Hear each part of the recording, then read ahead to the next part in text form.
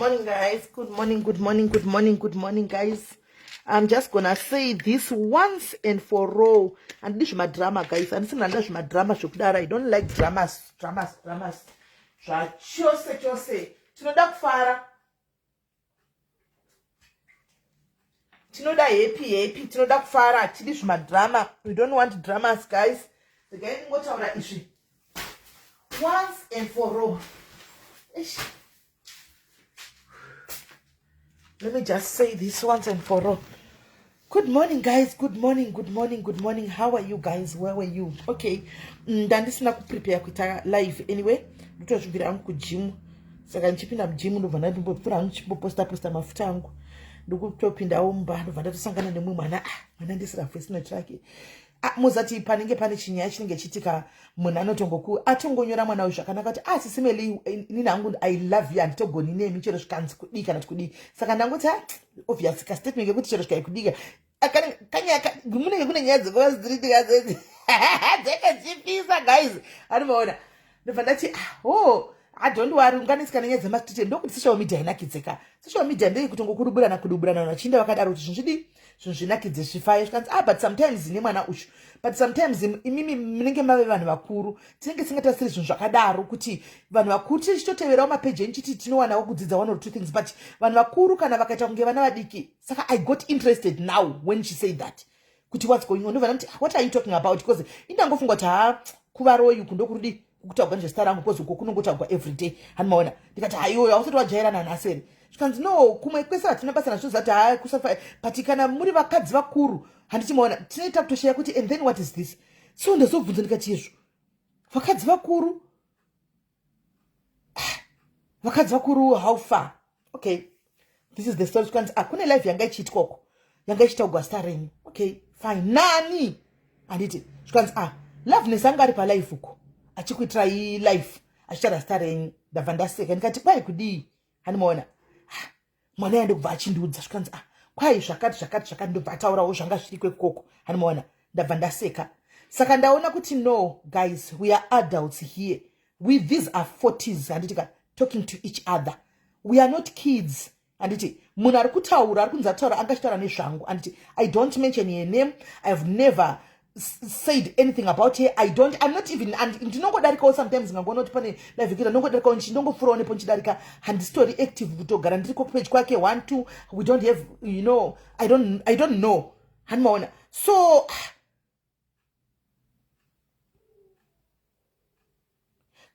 nomsa we are not talking about Jack Ngarande here we are not talking and I am old enough anditika kuti ndinganzi ndino hotspot kwa ino wakantarisa at my age do you think I can be hotspotted if you look at me mazera enyu aya ndiwa no hotspot kwa zera rangu rino rinenganzi rino hotspot kwa ino wakantarisa ndobva ndaudzwa kunzi usafarire nhingi farira nhingi ini chai wakanditarisa inini chai wakanditarisa kugona ndigotoudzwa kunzi nhingi guys first social media munhu anenge yakatada kutaura zvaanenge achitaura anongozvitaura akazvimiririra handiti akazvitaura kusekukomenda kwamaitwa mastadium akazvimiririra kwamunenge muri handitika ndo game racho repasocial media hani muri kunzwa right fine paya saka ndati hapana tisi vana vadiki guys handitika tese ini naLoveness hatina kusiyana tiri vanhu vamwe chete tiri makore mamwe chete handitika Loveness ndatirega wandiadressa kulife handitika ndatirega ndiadressawo palife chekutanga munhu mukuru tiri vanhu vakuru tese inini ndiri muna 2023 Loveness I am in 2023 right now handisi kuna 2016 kana 2015 yes back then in 2015 2016 2017 a lot happened pa social media andichimaona a lot happened pa social media and zvisina basa tinotokangano we forgot about it but in the midst of zvese zvaitika pa social media vanhu vachifara andika mune vamwe vanhu vakahetwa anditiona the reason why I had to come back on live and say vakomana mukutamba kwataiita kuya pane vanhu vakakawadhika vakahetwa nenyaya dzataipiwa tichiposta animaona I am very sorry that sorry also involved you Loveness andina special sorry yandinoya kuzokupa kuseri handiti andina special sorry that included everybody because andingakugonei hakuna munhu ari special ini kwandiri everybody is special handitika mese makakosha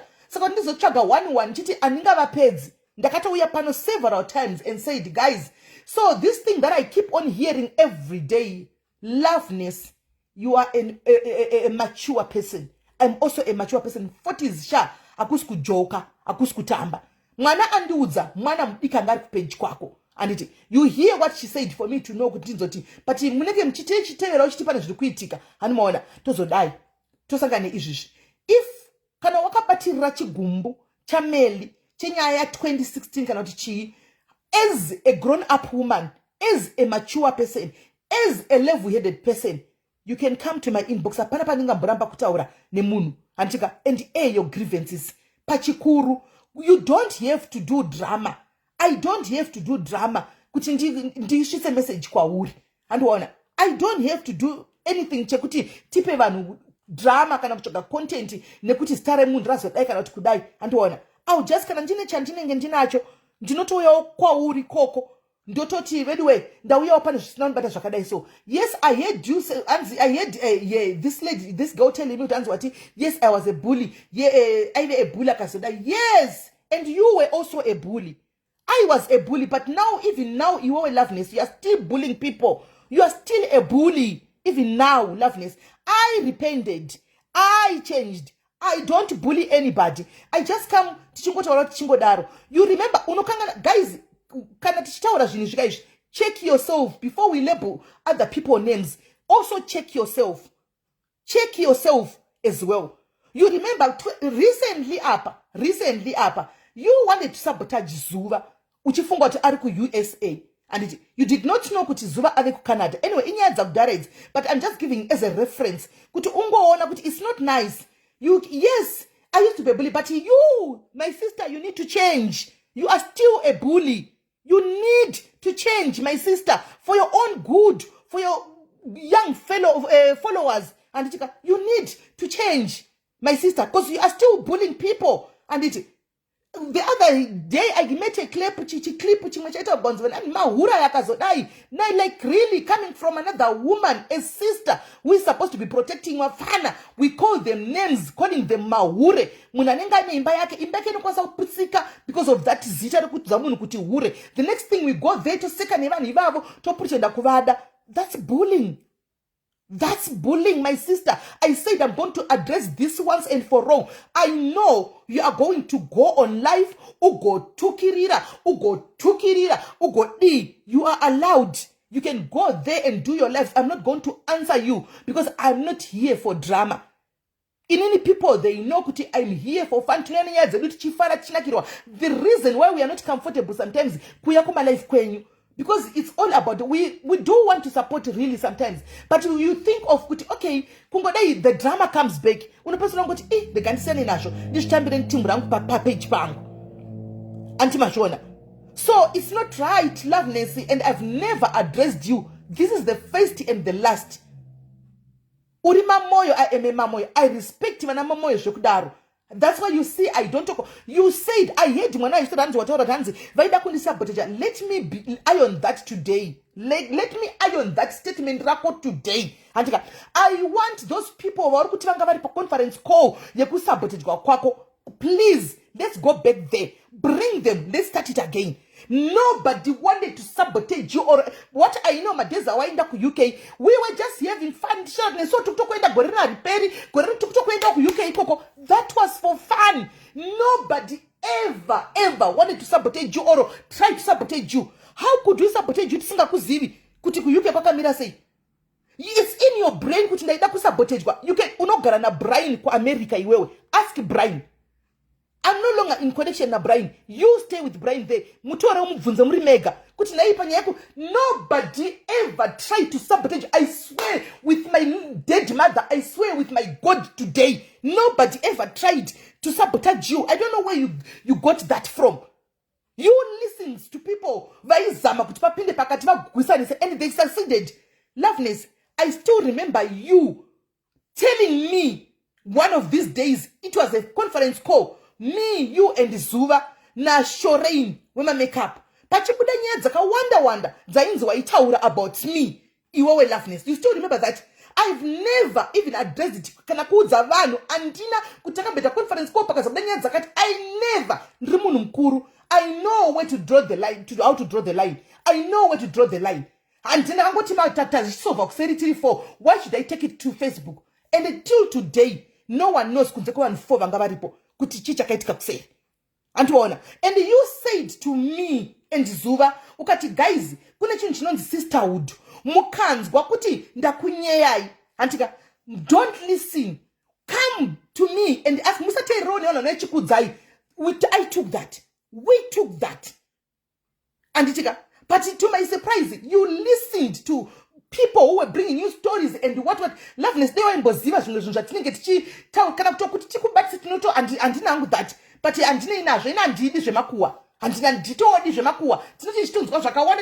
but it's none of my business. I've got a life to run. Kuno Africa Loveness.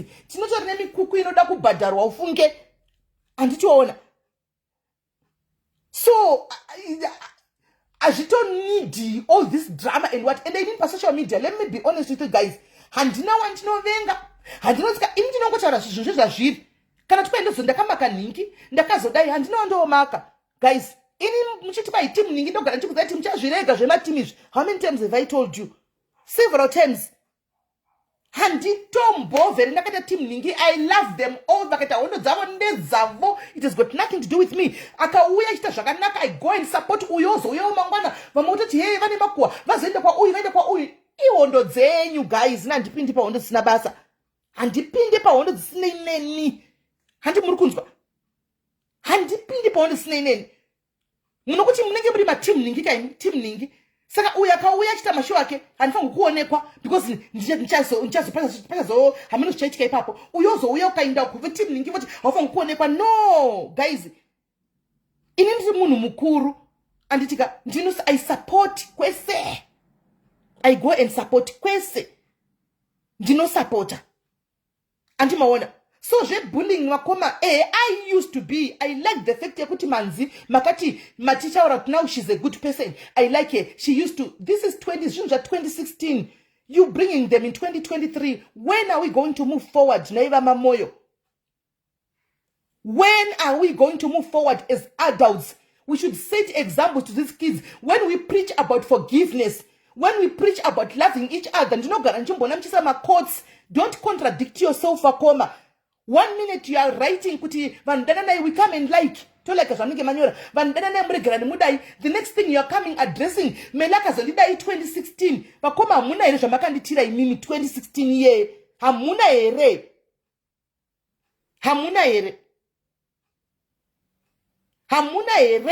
chamusina kunditira imimi 2016. But I kept quiet sefuza ndikanyarara serema sebenzi vamwe vakatoti matyiwa ameli atya anditye munhu mkoma. Let me be honest with you once and for all. Anditye munhu pa social media. But for my age kuti ndionekwe nchibaya live button yekuti ndirambe nchitukana nevanhu nchitaunge benzi pa social media, that's what I said no to. Andidi hangu. But kana guru zvinenge zvadzanya kunetsa paya vakoma pamunenge mazosvika kuAfrica paya mukati ndapinda manje muAfrica ndirimo muSouth Africa imomo ndiri pakati ini ndinosvikapo vakoma ndinosvika ndomubva machibaya live button riya manje ndinosvika. And this is the honest truth. I swear with my mother ndinosvika pa position. Bvunzai anchatauri mazita. Bvunzai vandakasvikirawo pa position vanokudzai. Can we edit? I don't see her. Where is she? Ndimu edit. She could have come to me. Inbox sangu is open. The next minute to talk about forgiveness, you always talk about forgiving each other, loving each other, guys, support each other as women. The next thing you are bringing in topic at 2016, thinking, how would we sabotage you? Muna ku America, isuti ku Africa, muna akaenda ku UK, about kangani, sisu we have never been there. Hanmona, speculate you listen to what people told you. But I don't listen now. Because I'm ndidi. Ndoziva social media and I know social media how it works. Ndoziva. Apana vikiri nombokura this week mufunge. Ininda te address once and for all. Zimwe dzikazoita live musatombo nditege kana kundudza. Ingwenda imunoona makati zimakanyara ikoko. Muchikomenta ikoko. handidi noise, handidi zvedrama, ndoda kuzvifarigwa, ndoda kunyogwa zvangu kuvaroi kwanguko, vachindinyora varoi vangu vakandikatina kumeso, vakandinyanza kumeso bo zvekuti zvokuita one on one kuti tinozivana ina handizvidi zvandinoona pasocial media zvikuitika izvi. Guys, I am over that. I am over that.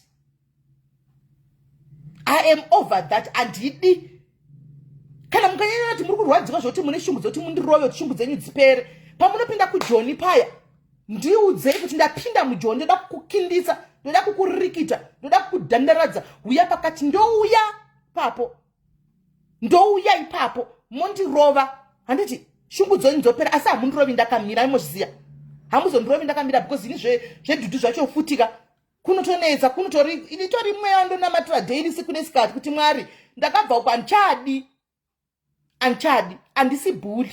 I'm not a bully, but imi muchiri bully, muchiri kubhula vanhu. Bubu akabva pasocial media, Brian ndangozvitaura because ndimi matanga kunditi yaive bhula kazida kunge imi musiri kubhula vamwe. Bubu akabva pasocial media, ndimi, you are the root cause of that. Ndimi makauya mukataura tasingadomboziviwo kana nesu, handiboona. Ndimi makauya mukabaya live button renyu mukazvitaurira mega kuti ngochani akazodai mukafumura zvinhu zvamaifumura, handika vanhu vakazvitora isocial media zvikaramba zvichingodzoswa back achingotukwana zvo daily kusvikira mwana wevanhu ati ini ndakusiya Facebook ndakuzvindira rangu kuInstagram.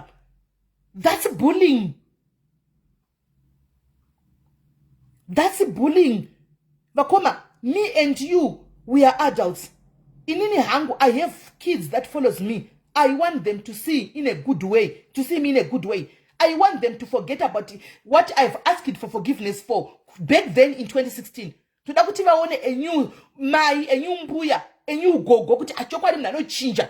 Anti mazvona. Ndo zvandinoda. Andidi kuramba ndidzosebva kuIjipita and andidzokeri kuIjipita. Anditi, please, in the name of God, name yaMwari, ndanguti ndi address once and for all. Antimaona. Yes, this is why I am not shouting at anybody. Handisi kupopota, handisi kudinda ngoti regai ndi address. Antimaona. Chete, zvingopera because malive andi zita rangu vanorifarira vanogara vachitaura nezvezita rangu. Andimaona, but handisati ndambopindura guys. Handisati ndambopindura. Handisati ndambopindura zvachose. Guys, you can witness kuti this is the first time I'm saying this. I've never kasindoitigwa malive. Vakambonitira live yainetsa ku YouTube uko. Iye Loveness akambonitira futi live yainetsa ku YouTube. Antika andina kudaira anditi. Akati melewirana na ghost rinonzi anonzani uya anonzani ghost rira guys rira rainetsa strike pa social media anonzani Chrissy chi anonzani that simchi Chrissy D. But Chrissy D akanga ave best wenyu mukati melewirana ne ghost akazire but amuna kudza vanhu chokwadi. I kept quiet mchinyepa paya. I kept quiet because there was no reason for me to explain myself to anyone. Chrissy D anga yava bomba, best bomba wenyu mi. Best bomba muchitofonerana muchitodi pakati makapotreya zvisiri izvo kuvanhu pamaita live yenyu muchindituka ini ndikanyarara zvangu ndikangoti zvinodarika zvina basa. But Chrissy D ave best bomba renyu mukazokonana mega munoti nenyaya dzechi hanimaona. It is not nice. Vakoma, how many people have you bullied on social media simply because nobody comes out and tells you that you are a bully, you are bullying people? We do mind our own business. In don't mind the business of Paper Diaries and mind the business of Page. That's why I had no business in whoever could say Murku Bulavan, because that's not for me to say. That's not for me to say. At least it's my past tense. Pamanema kore 6-7 pakati. And he passed. Kwa imi muchiri mom game racho wantu Bulavan.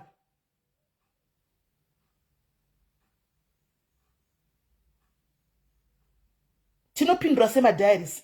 I am addressing these guys as a mother, as a sister. Wepa diaries. Samai wepa diaries.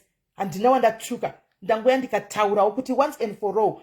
Tingotaura shipere. And now wanda tuka. And I'm addressing this with maturity. Because apana kana wanda tuka. Makatotaura pana zoti togona kungomusungisa, togona kungomudai, mukamubhula mukatara nyaya dzekunyeba, dzemimba, dzechi. I knew the truth from day one. kubva visa richigadzirwa chifambira nyaya dzevisa. I knew the truth, but takanga tataura kuti titaure chinhu. Ende zvechokwadi, we were three, me, Zuva and her best friend. Hakuna munhu akaburitsa chinhu. Takanyarara. Ndini ndakatozoti Zuva, zvanyanya. Wona zvakutotaurwa kutonzi une nhumbu iwewe. I think it's high time now. Uchibuda pachena. Show the people where you are. Because unofungigwa kunzi uri monoko auko. We know, all of us, we know the truth. It's high time chibuda pachena. Show the people where you are. Ndini ndakatomufonera ndikatomuudza enda pane pa proof kuti vanhu zvipere.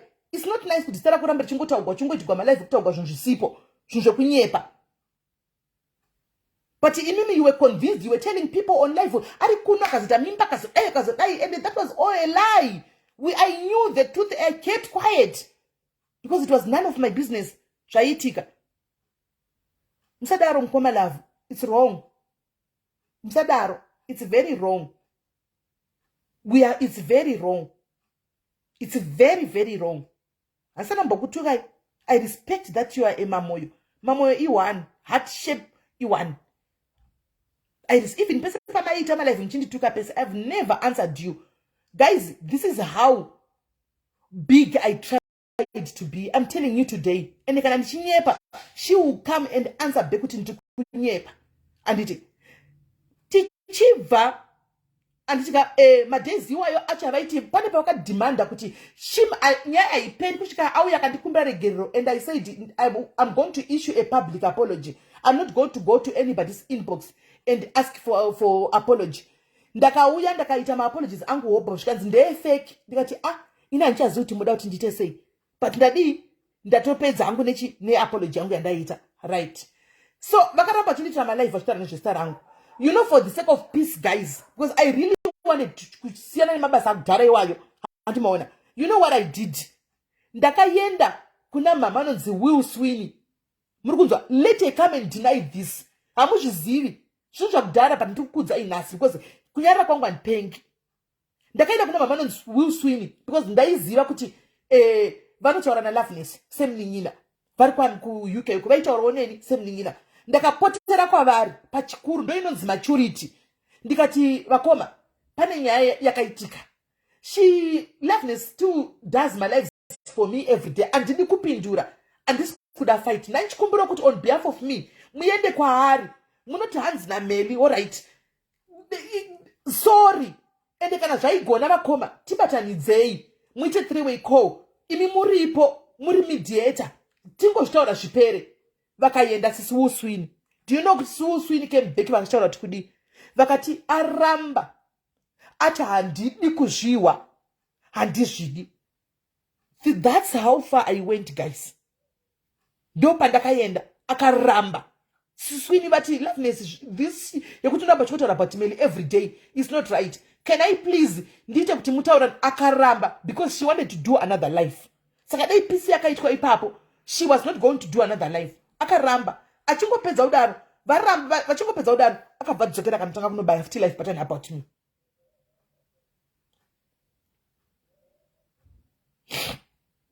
Anti murikuona. So ndo ukuru wacho here. If totota expect vanhu vari America muri level yedede zvekudaro. Mutotasa isutisi madofo kuno ku Africa kuno ku akashoreka antarisira vasina atina kana mari mufunge. Atina kana cash kana cent. Tikutotambura kuno ku Africa mufunge. Tikutogara mimukuku mtona takatodaisa tikutongora money but it's life. Chikuru kurarama. Hamungadi kuti muzvireduce kuti musore mchinesa na shua ni vanhu vari ku Africa. Vasina kana chavanacho shua. Ndiva mukada kusora mchita kuti murijuze munhu akadaro. Murijuzana nemunhu akadaro shua. You are bigger than me. Stay kumsoro ikoko. Ini mondrega ndigare pasi kuno kuside kwanjiri kunoko.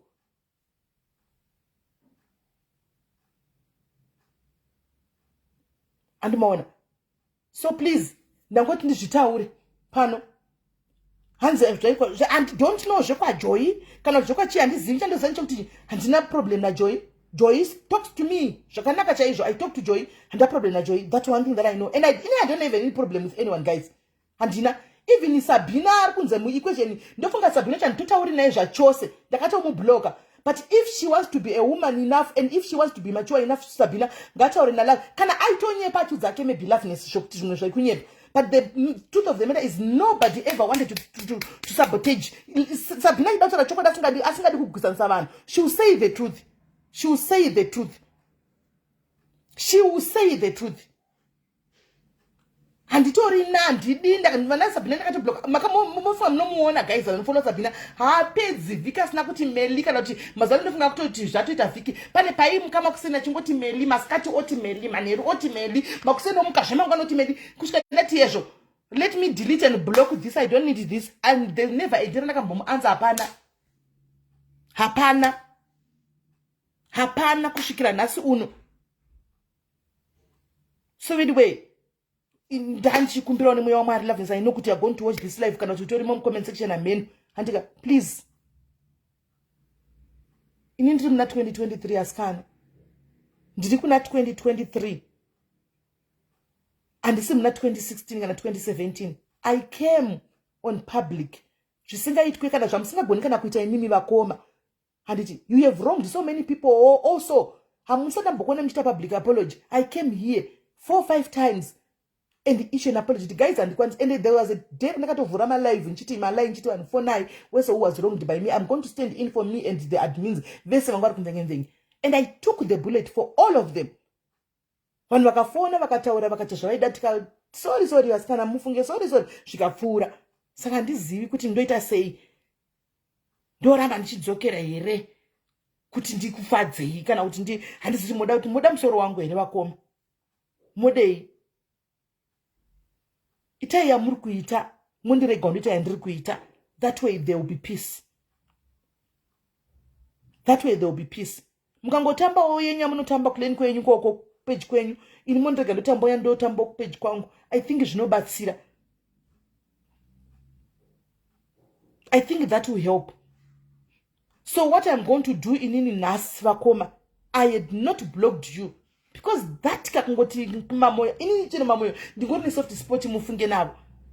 Handina mbevena kakublokai. But I think nhasi mkoma ndida kushitaura pajekera, ndida kushitaura kuseri. Today is the day I'm going to block you. I'm going to block you today.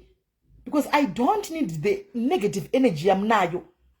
You are full of negative energy. I don't want it and I don't like it. Inini yangu. So nas ndere kuti ndichikublokai. Ndansina mbokublokai. Nas ndepama kuchipinda ukublock for you kujoina Sabina uko. Hanmona. Because I know obviously you don't want anything from me. You don't need anything from me. I'm nothing. Hanmona. Niniwo panguwa I don't want anything from you. I don't need anything from you. Hanmona. But mkoma, for next time's sake, musaterere vanhu. Ndakutaura pachikuru manje. Ndakutaura pachikuru, but she will know iye loveness. Kuti muone kuti guys ndine secret dzakaita sei. Ndinochengeta zvinhu zvakaita sei. Nditaure zvinhu zvevanhu. Indodzira nenyaya dzevanhu. Andimaona. Mukoma, mucharamba muchigwa nevanhu vese vanenge vatori mudhuze nemi. Nevanhu vari mudhuze nemi. Check your circle. Check your circle. Muri kunzwa? Vamwe vari kukupembedzai vachikufadzai vavengi venyu. Muri kunzwa? Handichadangu kuti ndiinvolve mazita. Ndokuti mumwe muvengi wenyu chendakazosvika pakuona kuti uyu munhu akunitambisa bhora resimbi. Anouya kuda kutaura nyaya dzemunhu uyu. Iyo iri best friend yake. Kuti ndidaire inini kuti agozoti kudii. I had to block your best bomba. Munhu wamunotowira naye wamunopa mari. Ndogona kukupai one incident. Kuti muone kuti ndogara kuAfrica ndizvizivi zvaiitika ini. But she brought the story to me. Muchinyebegwa naAnna Ngomo. Muchinyebegwa netimu renyu rekuno South Africa rinenge richitamba nemuchikudzai because raida mafavors kwamuri and you could not see that. You could not see that. Pamakanga muchita live yenyu muchitaura phone call yenyu. This is just a tip of the iceberg. Pamakaita madays enyu makaita nyaya dzeboyfriend yenyu ya baba vaya Mr. C anditi muri pa call imini muchitaura nasisi venyu vari ku UK. Do you know kuti sisi venyu added the third part? Iyo yakazenge yakundifonera ku send na 5 ichida kuti ndidze nyaya idzi. Ndikati you, this has got nothing to do with me. How did I know about that? Ask yourself. Ask yourself. Vanhu vamunenge muchipembedza muchiti ndo vanhu vangu vave South Africa muchiti vamwe muchitora pamheri kudame muchiva padzimari kuti muchidini havasi vanhu venyu. Ndangoti muzive muchanetsana nevanhu vatori genuine nekuda kwezvamunenge muchiudzwa nevanhu vari kutsvaga zvavanenge vachitsvaga.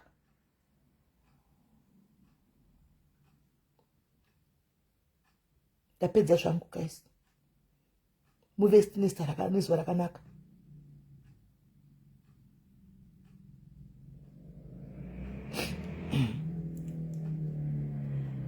Zimbandu ndatotaura zvandatoudzwa. Inini handina kutukawo munhu Zimbandu. Ndangoya ndikangotaurawo zvandaudzwawo. Ndangoadresawo. Hapana ndatuka ini. Pane munhu angati ndatukwa kana ivo Loveness ava hapana angati ndatukwa here asikana. Naimi ndatuka here. Kana ndatuka garai mandiudza ndigare ndatokumbira regerero kuti SIS matuka. Ndatuka here. Ndatuka here. Ndatuka here. Ndatuka here.